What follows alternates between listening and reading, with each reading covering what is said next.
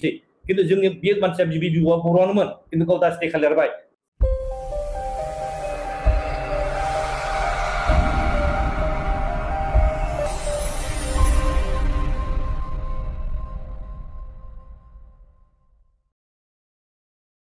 किन्तु जोंनि बे मानसिया बिबौआ बर'आनोमोन किन्तु गाव दा स्टे खालामबाय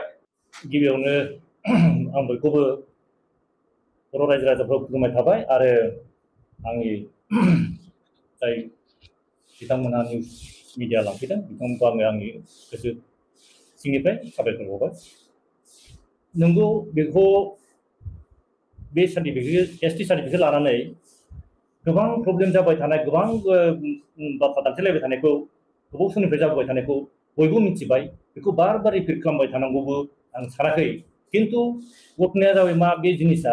मानो जोबनो रोङा बे जोबनो रोङैनि थाखायसो नैबे जिनिसावसो जोंहा खर' सानांगौबा जोङो नांबाय थानांगौ जानाया बेल' जादों जे बेवहाय जोंनि संगठनफोर जोंनि गिदिर गोलावफोर बिसोरो मोजां मथन नाङोब्ला बिसोर मोजां मथन खालामोब्ला बे दाहालागै जोबसिगौमोन नाथाय बिथांमोनहा बे प्रब्लेमखौ फोथांनानै लाखिबाय थादों बेखौ जों बुजिनो मोनदों जे बिथांमोनहा माखासे गावसिनि सुबिदानि थाखाय गार्डिनि सुबिदानि थाखाय गुबुन पलिटिकेल पार्टिजों गुबुन पार्टिफोर गभर्नमेन्टफोरजों लोगो लानानै गुबुन हारिफोरनि गभर्नमेन्टजों लोगो लानानै बिथांमोनहा बे जिनिसखौ फोथांनानै दोननो हादों गिबियावनो बुंनांगौ जायोब्ला बै 2009निफ्राय जे समाव बिपिएल गभर्नमेन्ट दंमोन जे समाव हाग्रामा गभर्नमेन्ट दंमोन बे समनिफ्राय जाबोदों दिनै नै आरो जों दाख्लैसिम नांनानै बे जिनिसखौ एखे सेम केस जिखुनु जों नांनानै 10 बोसोर नांबाय 10 बोसोर नांनानै जों दाख्लैसो जों देरहानायखौ मोनबाय इलेक्शन दाख्लै आरो बियो मोनसे आरो लाखुमाबावनानै इलेक्शन गेलेबावबाय बेवहाय जुदि साहस खालामनानै जुजिनानै बेखौ माबा जों देरहाहोआ होननानै जातिनि सार्थ होननानै जोंहा खुनु मोनसे बेनिफिट गैयाजासिनो जों बेखौ नांनानै दाख्लै फेजेननो हाबाय जों दाख्लै जे जिनिसखौ जों 10 बोसोर नांनानै बर' दैदेनगिरिफ्रा नाजाबाबो बा जोङो मा खायदायै खालामनो हागोन बेखौ जों आगोर मोनाखैमोन नाथाय जों बे पलिसिखौ लाखुमाबाय थानानै जों साहस खालामनानै दाख्लै बेखौ सिगाङावनो सासे दाखौ जों सासे गोख्रों मोनसे संगठनखौ गेलेनाय एमपि 10 बोसोर जानानै बेबादि मानसिजों जुजिनानै जों दाख्लै बेखौ फेजेनबाय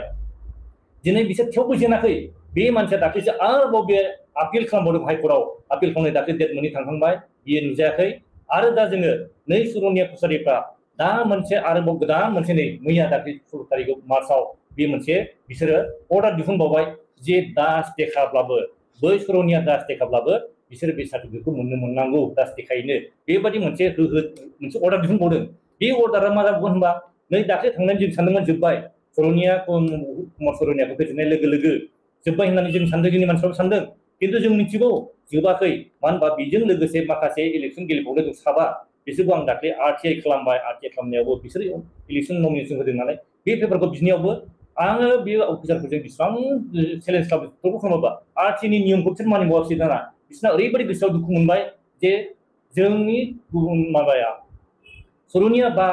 जोंनि हारसा मानसि देरहालाङासै बर' मानसि सासे बे दिल्लीयाव देरहालांबाय नै बिनि थाखाय बिसोर गोसोआव ओरैबायदि सेन्टिमेन्ट नांनानै थाबाय बे सेन्टिमेन्टआ जोंनियाव बिसोर एकदम मोखाङाव देखायबाय बिसोर दा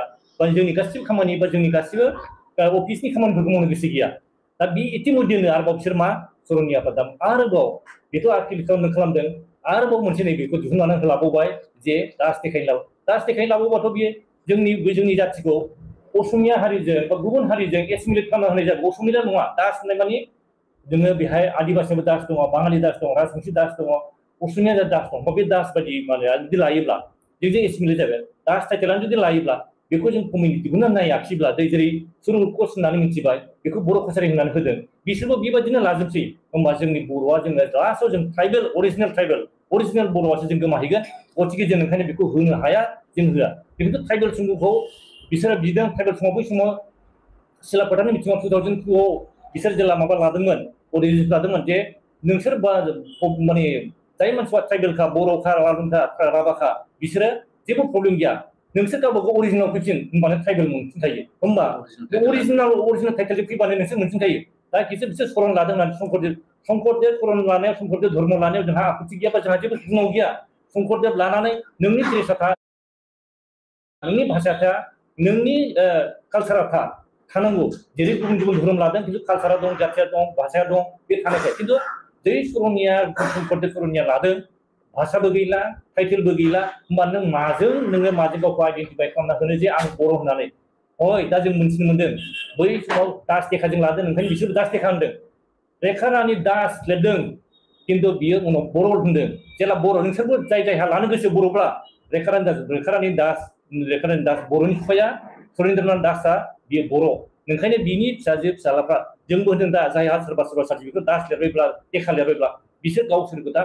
जों जेरै हाबा लाफैब्ला हिनजावा जों ब्रह्म लिरफैथारो बसुमतारी जानानै दं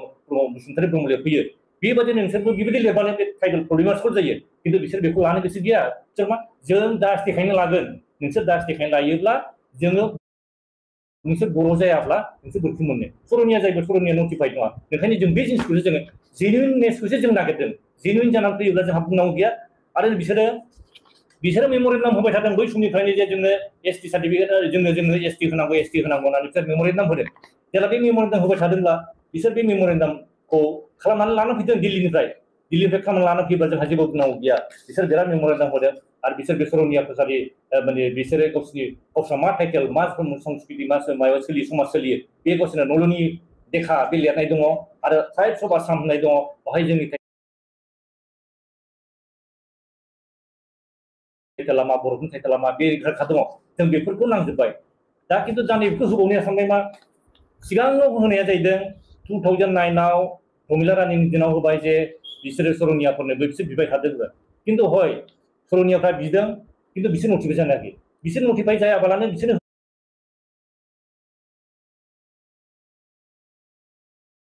होनांगौ होननाय खारनावनो जोंहा भुल जादों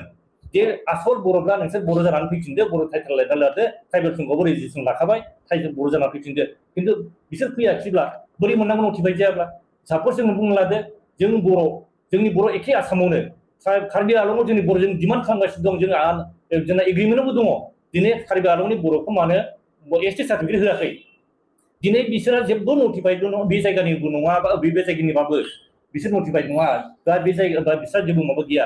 जोंनि बायदि बेबायदि रिलेटेड माबा गैया एखे माबानि नङा कमिउनिटिनि नङा जोंहा एखे कमिउनिटियानो जों मोनाखै किन्तु बिसोर बेबायदि नङैयावबो बिसोरनो होनांगौ बिना बोरै होनखो बिदिबा जोंनि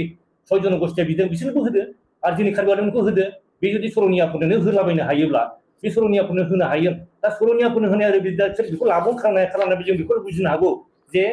बेजों लायोब्ला बिसोर फैगौनि इलेक्सनावबो आरो गेलेबावगोन बे दास देखायनो गेलेगोन आरो बिसोरो बे माने जोंनि बर'निखौ एसिमिलेट खालामनानै जोंनि बर'खौ फोजोबनाय बे जोंनि थाखाय बिराद मोनसे थ्रेटेनिं जोंनि थाखाय मोनसे गाज्रि मानो होनबा जोङो बेखौ होयोब्ला बे जोङो बे एसटि सार्टिफिकेट बिसोरनो होयोब्ला बेबायदियावनो होयोब्ला बे थाखाय जोंनि थाखाय बिराद गिदिर बाथ्रा मिस्टेक जेरै 10 बोसोर जों खाथिनाङो खहा जाबाय 10 बोसोर 2009आव आं खोन्थानोसै नैबे जों दा बेखौनि थाखाय केस होदों दा जों मैया जों बेखौ लाबोनानै जोङो दुखु मोननानै मैया जों आदित्य खापटारिखौ केस होबाय ट्राइबेल संघनि जेनेरेल सेक्रेटारि बियो मैया होबाय जोङो बे केस नाम्बार 45/2024 मैया 29/06/2024 बेहाय जों होबाय बेखौ बियो बे जे मोनसे इलिगेल मानसिफोरनो बे सार्टिफिकेट होनांगौ होननानै बियो बै समावनो 2009आवनो बियो मोनसे माने गासैबो इन्सट्राक्सन हरदों जे आसाम गभर्नमेन्टनि माबा मोनसे बे मोनसे इन्सट्राक्सन मोनफ्रोम डिस्ट्रिक्टनि डिस्ट्रिक्ट सेक्रेटारिफोरनो हरदों जे सरनियाफोरनोबो बर' कसारि बा राभा होननानै सार्टिफिकेट होदो होननानै बे इन्सट्राक्सन हरदों दा बे सार्टिफिकेटनि थाखाय बै समनिफ्रायनो बे समाव नै बेहाय प्रमिला रानी मेडामनि बियो बे माइनास दंमोन नै बे प्रमिला रानी मेडाम 2009आव बेजों होदों बेनि उनाव होनानै बे जोङो 2014 दहाय आदा बुंनाय बायदि 2014आव जोङो इन्टारिम अर्डारजों जों बेखौ बे इन्टारिम अर्डार रिसिजनजों जों बेखौ हाइकर्टआव जों बेखौ फोजोबबाय बियो बेहाय बेबायदि खुनु नटिफाइड नङैफोरनो होनो मोनला हाइकर्टआव अर्डार होबाय हाइकर्टआव अर्डार होसेयावबो आरो माने बे दाना बे समाव गेलेनो मोनला बेखौ गेलेखांनायनि उनाव सेकेन्ड टाइम बे गेलेनो मोनलामोन 2019आव किन्तु 2019आव गेलेनो मोनला बिनि सिगांनो जोंनाव आरो जोंनि लिडारफोरनाव मा मोनसे जों मा षड्यन्त्र फैलायखो मा मोनसे 2018निफ्राय चन्दन ब्रह्मआ मोनसे होफिनबावबाय चन्दन ब्रह्मआ जेला होबाय बे चन्दन ब्रह्म होनायजोंनो बेयो एखे सार्टिफिकेटखौ लानानै बेहा आरो गोरा जाबावबाय बेयो 2019आव गेलेबावबाय 2019आव गेलेबावनो मोनबावबाय बियो होमबा आरो बे 2000 जेला नैबे 2014 जेला जों इन्टारिम अर्डार होयो हाइकर्टनि अर्डार होयो बे समाव आदित्य खापटारिया होनबावबाय एफिडेभिट होदों बियो बे एफिडेभिट होबाय बियो जे दास देखाफ्राबो बर'नि टाइटेल होनना बुंबाय सरनियाबो दास देखायाबो बर'नि टाइटेल होनना बुंबाय नोङो माब्लानिफ्राय बर'नि टाइटेल होनानै बेखौ नोङो बोरै हारसिङै नों बुंनो हागोन ओमफ्राय नों बोरै एफिडेभिट होनो हागोन बेबायदि एफिडेभिट होबाय बियो राजनिकान दा बिनि एगेन्स्टै जों बेखौ नांगोन जेनेबा नोङो बिनि एगेन्स्टैबो जों बेखौ दा केस खालामनांगौ बेनो जादों जे नोङो खेबसेल' नङा खेबनै नङा खेबथाम नोङो दा आरो पुरनियाफोरजों थाफानानै बियो गासिबो बिसो माबा इनस्टिटिउट खालामबाय थायो जे बिसोरनोबो होनांगौ होननानै खिन्थु जों आंनायखौ मिथिबाय जे जोङो सरनियाया मोननायनि थाखायनो जोंनि बर'फ्रा अरिजिनेल ट्राइबेल डिफाइभ जाबाय होनना मिथिनानै एसेयावबो बे दिनैसिमबो बे एखे खामानिखौ मावगासिनो दं जायनि थाखाय बेबादिखौ जोङो बेखौ जोङो बे मानसिखौ जों दाख्लै थांनाय बारावबो बेहा प्रेसिडेन्ट दोननो नांला होननानै जों बुंदोंमोन ट्राइबेल कमिउनिटिखौ नाथाय बे मानसियानो जेरै 30-35 बोसोर बोरै जेनेरेल सेक्रेटारि जाबाय थाखो बेखौ जोंनि लिडारफ्रा जोंनि दैदेनगिरिफ्रा जोंनि मानगोनां एबसुनि प्रेसिडेन्ट दिपेन बर'खौ आं खावलायो बिथांखौ आरो प्रमद बर' सारखौ खावलायो जे बिथांमोना बिनि सायाव नायनांगौ जे मानो होनबा जोंखौ अलखदाव खोलैनायखौ जों सासे दैदेनगिरि जों बोरै मानिबाय थानो हानो जों बिनि थाखाय केस होदों सोरबाया दुखु मोननो हागौ केस होदों आं होदों आं स्पेसियेलि बेखौ बे आदित्य खाख्लारिखौ आं होदों बेखौ आरो नैबे नबकुमार सरनियाखौ जों आदानिया 1 नम्बर होदों आरो जानानै होदों मानोना जाय जाथिनि थाखाय जोंखौ एथ' गिदिर अलखदाव खोलैबाय बेखौ जों बोरै नायनानै थानो जों सासे भिक्टिमाइज मानसि जोंबो आं भिक्टिमाइज फेमिलिनि मानसि आं सासे मार्टियार्स फेमिलि मानसि आंनि फंबायाबो बे आन्दलनाव फैदों आंहा बिखा गाबनाय दं जायनि थाखाय आं खैमोनलाय मा जानो खिन्थु बेबायदि जातिखौ अलखदाव खोलैनायाव गैया ओंखायनो बे जातिखौ जाय अलखदाव खालामगोन बिनि थाखाय हाजारबारबो केस होगोन आं नांगौ जेराव थांगोन नांगौ थैथों बिनि थाखाय आंहा जेबो आक्षेप गैया दिनै आं बुंबाय बे 2009 आव होनाय प्रमिला रानी दिननिफ्राय होनायनिफ्राय नम्बकुमार 2014 गेलेदों 2018 आव चन्दन ब्रह्म होनायनिफ्राय बियो सेकेन्ड टाइम गेलेदों आरो थार्ड टाइम गेलेबावनो थाखाय थार्ड टाइम गेलेनो थाखाय थार्ड टाइमाव गेलेनो आं बिनि थाखाय जायनि थाखाय आं एक्सपिरियेन्स लादों जे आं नमिनेसन होबाय थादोंमोन जे मोनसे सासे मानसिखौ बै समाव जों नमिनेसनाव जुदि होबथानो हायाब्ला बेखौ होबथानो हायाब्ला बेबादिनो गेलेबावगोन होननानै आं साननैनि बिथोराव खालामनानै दाख्लै होबथादों दाख्लै होबथानो हायामोन दानि देरहालांनायफ्राबो खुनु दुदा दुनानै लाब गैया मानो होनबा बियो दाख्लै सार्टिफिकेटआ जोङो 2018 आव जोङो हाइकर्टआव अर्डार मोननानै गैखाला बे बर' कसारि नंला होनना बे केन्सेल थांबायमोन खिन्थु बियो 19 आव जों नमिनेसन साबमिट होयो बियो मा लादों बियो आवगायाव बे बर' कसारि होनना लादोंमोन बिनि उनाव मा लादों बियो राभा होननानै लाबाय दाख्लै राभा होननानै जेला लायो होनबा बिनि गासिबो स्क्रुटिनि खालामनाय समाव जों मिथिखाबाय बियो आं जाबोथियो माबाखौ खालामखाबाय होननानै सानब्रै सानथामनिफ्राय बुंगासिनो दं आं हाइकर्टनि आंहा उकिलफोर दंखायो आंहा दंखायो आं जाबोथियो माबाखौ खालामजोबखाबाय आंनि नमिनेसनखौनो हमथानो हाया होनबाय दा आं सानबाय बेवहायनो आंहाबो बे माबा मोनसे पलिसि खालामना नायनि बेबासिनो दोनबाय बेथ' गेलेखागोन होमबाथ' जों हमथानो हाया कर्टसके बिबाय दाना जेला स्क्रुटिनियाव मोनो होनबा बिनि सार्टिफिकेटआ मा बे होनबाय बे उमुगनि ओरै बेहा गासिबो डकुमेन्टआ दंजोबो जोब्बाय बिनिया जोब्बाय लास्टआवसो बुंहां माने बे रिटार्न उनसंबाय नोंनि बुंनांगौ नामा होनबा जों अबजेक्सन होनानै बुंबाय अबजेक्सन माने मा बिनि सार्टिफिकेटआ मा होनबा बे मैया सार्टिफिकेट बर' लादोंमोन दिनै बे सार्टिफिकेटआ मा राभा होननानै बुंबाय बिनि सार्टिफिकेटआ मा होनो राभा नै बेनो दानला बे राभा होननानै लाबाय बे होनबा जे राभा होनना लाबाय बे बोरै बे राभा बे राभा सार्टिफिकेट बोरै मोनखोनि आरोना होनबा बेखौ जों अबजेक्सन बे राभा बर'आव बेखौ दानो क्लियार खालामो होनबा बे कन्टेम्प होनबाय होनबा बेखौ होनबा बिनि केस बेखौ दोनथ'बाय गाबोन बिनिखौ माबाखासै बे नलबारि डिस्ट्रिक्टखौ लादोंनानै नलबारि डिस्ट्रिक्टआव बेखौ कन्फार्म खालामबाय अखानायै मोनासै अखानायै जोंनो बे माबाखौ जोङो स्पिकिं अर्डारखौ होबाय स्पिकिं अर्डार होबाय जे बियो बे नलबारि डिस्ट्रिक्टआ दिहुननाय नङा होननानै बे राभा खिन्थु बे राभाजों बारलांबावोबा बेहा सार्टिफिकेट दं आंहा बेवहाय बिनि सार्टिफिकेट भेलिड ना इनभेलिड आंहा जास्टिफाइ खालामनो हाजोबो माबा गैया पावार गैया होननानै बेखौ रिटार्निं अफिसारा बुंदोंमोन आं जुदि केन्डिडेटआ बेखौ अबजेक्सन खालामामोनब्ला बेहाय रावबो खालामाखैमोन होनबा सोरबा खालामनो बिस्रा इन्टेनसन गैया बा बिथांमोनहा बेखौ बिनि सोमोन्दै इथराब नांनो थाखाय माबा गैया प्रिपेयार नङा खिन्थु आंहा बिनि थाखाय नांगौ प्रिपेयार आं होनदों जेनेबा माखासे मिडियाजों नोंथांमोनाबो माखासे मिडियाजों बुंदों जे बिसोर सोरबा बिपिएफ सोरबा इउपि बिलखौ फेजेननो बा माबा मोनसे भट खहा खालामनो थाखाय गेलेयाखै आरो आं होनखादों आंनो भट नाङा आं भट गेलेनो थाखाय आं एमपि जानो थाखाय आं गेलेदों खिन्थु आं जेला बेखौ फेजेननो हाबाय आं बेहाय होनखादों जे आं सासे आं देरहाबाय आं एमपि जाया जानो हागौ खिन्थु आं देरहाबाय खिन्थु आं सोरखौ एमपि बानायहरबाय जों बानायहरबाय दा जों बानायहरबाय जों मिथिबाय जों बानायहरबाय दा एमपि बानायहरबाय खिन्थु बेखौ लायो मोननानै थाङोमोनब्ला बे रिटार्निं अफिसारा बे अडिसि बेखौ होननानै माबा जे बिनि सार्टिफिकेट गेलेनाय आरो जुदि अबजेक्सन होग्रा गैयाब्ला बे थांबायमोन आरो बे थाङोबा बे देरहालांबायमोन बेवहायसो दुखु मोनदों जायनि थाखाय जोंखौ बेखौ बार बेबायदि भुल खालामबाय थानाय जोंनि दैदेनगिरिफ्रा मिथिनानैबो आदित्य खाख्लारिया बायदिया बेबायदि खालामबाय थासेयावबो रावबो बेखौ माने बेखौ जेनेबा बिनि पर्टफोरनिफ्राय पर्टखौ सालायहोआखै बेखौ बेबायदिनो दोनबाय थादों आरो बे पुरुनियानि प्रब्लेमखौ बे एसटिस प्रब्लेमखौ जोंनि बर'नि बे प्रब्लेमखौ फोथांनानै लाखिबाय थादों फोथांनानै लाखिनायनि खारनाव दङ जे बिथांमोनहा माबा मोनसे गेम गेलेगासिनो दं खिन्थु जोंहा जाथिया लस जागासिनो दं बे लसखौ जों दा दिनै जोङो मसरनायखौ होदों बियो एथ' बोसोर 10 बोसोराव बेसेबां बेनिफिट लादों बियो बेखौ गभर्नमेन्टआव हरफिननांगौ बेखौ जों मोना जों मोननायनि थाखाय जों नाङाखै जोंहा जों बेसेबां नांनायनि थाखाय जों फैसा खरस थांदों जों बेनि थाखाय गोसो गाबाखै जों जेबो आक्षेपबो मोनाखै खिन्थु बे मानसिया होफिनदों बे मानसिया होफिननांगौ बियो जोंनि ट्राइबेल एरियानि थाखाय जोंनि क'क्राझार एरियायाव बेसेबां डेभेलपमेन्ट जानांगौ बे डेभेलपमेन्टआ जानांगौ दिनै जों सोंदोंमोन डिसिजनाव इलेक्सननि आवगाय सोंदों जे बियो बेहा बेसेबां बा बेसेबां मा फान्ड मा खरस खालामदों बेनो बेखौ आं जेबो मिथिया होनबाय क'क्राझार डिसिया होनबा आं मिथिया मानो मिथिया नोङो बे सासे बे डिसि सासे एमपिनि माबाखौ बिनिफ्राय माबा बियो बावहाय माबा खालामाखै बिनि माबाया माने नडेल डिस्ट्रिक्टआ बे नङा नडेल डिस्ट्रिक्टआ बे नङा होनना बुंबाय नडेल मास्टार माथो बे बाक्सा जोंनिबो क'क्राझार चिरां बाक्सा जानांगौ मानोना बे मोनथाम डिस्ट्रिक्ट गोलैयो खिन्थु बेवहाय आं जेनेबा जेबो मिथिया होनबाय मानो मिथिया बियो बिनि नडेल डिस्ट्रिक्ट मा बाहाथो होनबा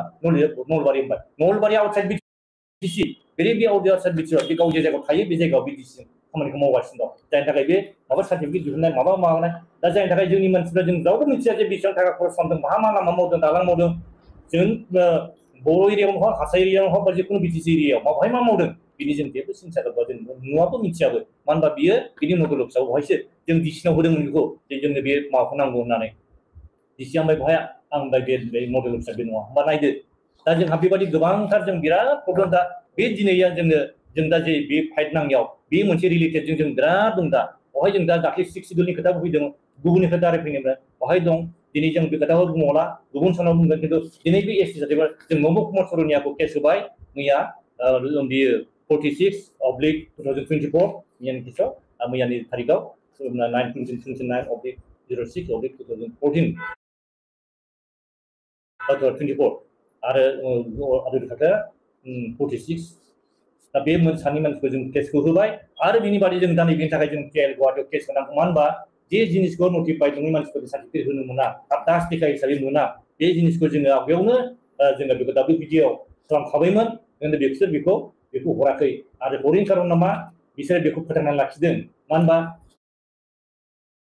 सासे मानसिखौ जुदि नागिरनांबा जों सासे मानसिया कमिउनिटि जेरै जोङो दा लेगेसि डाटा जोङो एनआरसि फरायनानै माखौ दिहुननो हायो जोंनाबो बियो जों लेगेसि डाटाखौ होबानो बे मानसिया बर' ना हारसा ना मा टाइटेलनि मानसि बेखौ मोनहैयो होननानै बुंदों खिन्थु लेगेसि डाटाखौ एकदम बिसोर मा दानि बे नैबे अनलाइनजों लाहोनाय आरो दानि बे गोदान माबायाव दाख्लै केबिनेट मिटिं डिसिसन लानायाव बे जिनिसा गैया बे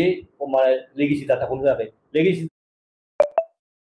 डाटा होयोब्ला नों माबे हारिनि माबे मानि बेखौ मिथियो जायनि थाखाय नैबे जिनिसखौ इलिगेल खालामबाय थानानै जोंनिखौ लाखिबाय थानो थाखाय बे जिनिसखौ खालामदों ओंखायनो जोंनि लिडारफोरा रिकुवेस्ट खालामो प्रमद बर' सारखौ जों रिकुवेस्ट खालामो आरो जोङो दिपेन बर' सारखौ रिकुवेस्ट खालामो जे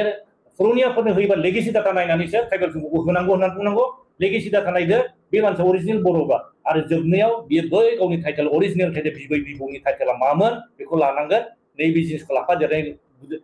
होदेरहैनांगोन होमबानो मिथिगोन बेनि सार्टिफिकेट हर नङाब्ला आंबो दास टेका खिन्थु नोङो दास टेकाबाबो बै अरिजिनेल जेनेरेल कास्टनि अरिजिनेल असमिया अरिजिनेल गुबुन हारि बेयो खिन्थु बर' नङा दा बेबायदि मानसिया लाखुमानो नागिरगासिनो दं बिनि थाखायनो बे जिनिसखौ खालामदों बे जोंनि माखासे गुबुन हारिनि षड्यन्त्र दङ बेखौ जोंनि दैदेनगिरिफ्रा बुजिदो दा ओंखायनो लिडारफोरखौ रिकुवेस्ट खालामबाय जाहाथे बेखौ खालामो आरो जोंनि माखासे जाय अरिजिनेल बर'मोन दास टेका लादों बिसोर दा गुबुन हारिनो जेनेरेल मानसिनो हा फानगासिनो दं बाक्सायाव फानगासिनो दं होनबा बे जोंनि जेनेरेल बे जोंनि एसटि हानि हाया गुबुनाव थांसै होनबा बे अलरेडि ट्रेन्सफार जाहैसै खिन्थु जोंनि बे मानसिया बिबै बिबौआ बर'आनोमोन खिन्थु गाव दास टेका लिरबाय लिरनानै दाना बै गुबुन जेनेरेल मानसिया फाननो मोनबाय दास टेका नालाय बे जेनेरेल नालाय फाननो मोनबाय होनबा जोंनि ट्राइबेलनि हाया थांनानै दंहैयो बे लस बे जिनिसखौ ट्राइबेल सुबुङा हमनांगौमोन जोंनि ट्राइबेल सुबुङा खालि सार्टिफिकेट फाननायनिल' थायोब्ला गुबुन हारिनो फानबाबो फैसा मोनोसो लायोब्ला हारिया मा जादों ट्राइबेलनि समनि मेन खामानिया मामोन बेखौ मोजां इन्सट्राक्सन होआबालानो बेखौ मोजां बुजायाबालानो खालि सार्टिफिकेट फाननानै जानायनि थाखायल' खालामोब्ला बे जिनिसा जाथिनि थाखाय बिराद गिदिर भुल जागोन दिनै बेखिनि बुंबाय सोरनिबा माने ट्राइबेल सुबुंनिखौ जोङो डाइरेक्टलि सोरबा सासेखौ बुङाखै खिन्थु बेबादि खालामबाय थायोब्ला जों सोरबा डिस्ट्रिक्टनि प्रेसिडेन्ट सेक्रेटारिखौबाबो इन्डिभिजुवेलबाबो जों केसखौ होनांगौ जाहैगोन संगठनखौ नङा इन्डिभिजुवेल मानसिखौ जों केस होनांगोन जायनि थाखाय बेनि थाखाय साबधान थानो मोजां